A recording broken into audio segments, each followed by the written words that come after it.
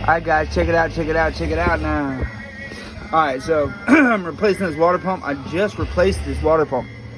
This is brand new, I just put it on here. If you guys can tell me, it's an 85 F-150. It's got 351 V8. It's, I just put this in, man. I think I'm almost 100%. My pulleys were aligned, right? The belt was right in alignment, correct?